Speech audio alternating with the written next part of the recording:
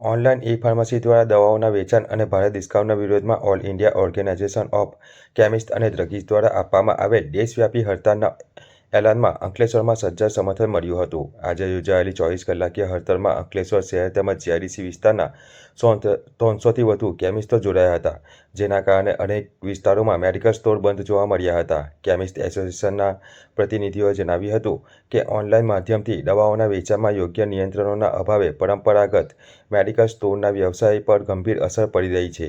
ભારે ડિસ્કાઉન્ટ અને આકર્ષક ઓફરોના કારણે નાના વેપારીઓ માટે ટકી રહેવું મુશ્કેલ બન્યું હોવાનું તેમણે જણાવ્યું હતું.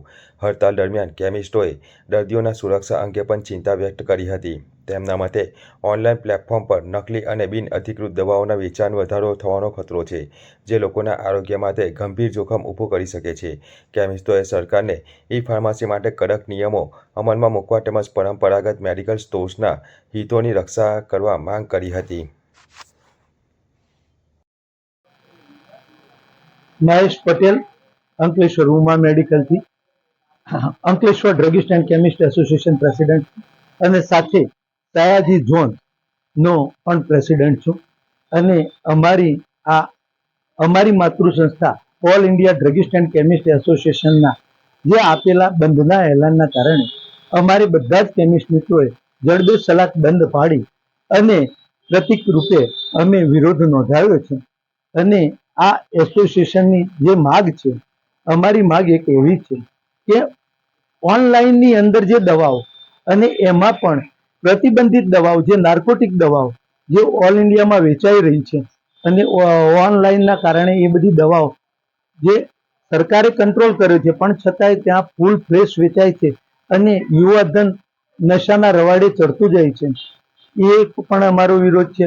ઓનલાઈનની અંદર જે દવાઓનું વેચાણ થાય છે અને એ દવાઓ વિધાઉટ ફાર્માસિસ્ટના સુપરવિઝન નીચે, વિધાઉટ રિસ્પોન્સિબિલિટીના નીચે આ બધી વેચાય છે. જ્યારે અમારે મેડિકલ સ્ટોરોની અંદર ફાર્માસિસ્ટ ફરજિયાત હોવું જરૂરી છે, એના ઇન્સ્પેક્શન ચેકિંગ થતા જરૂરી છે. અને સાથે સાથે અમે પણ જે બિલોને બધું જ રાખવાનું અમારે કંટ્રોલ કમિટમાં હોય છે. જ્યારે આ ઓનલાઈનની અંદર આ કશી જ નહોતું હતું અને વધુ પડતા મોટા ડિસ્કાઉન્ટો આપી અને ડુપ્લિકેટ દવાઓનું પણ વેચાણ ઓનલાઈન દ્વારા વધુ થઈ રહ્યું હોય એવું જણાય છે. કારણ કે અમારું માર્જિન 16% અને 20% એનાથી વધારે છે ને, અને એનાથી પણ વધુ માર્જિન એ લોકો આપી અને આવી રીતે માર્કેટની અંદર દવાઓ વેચી રહ્યા છે.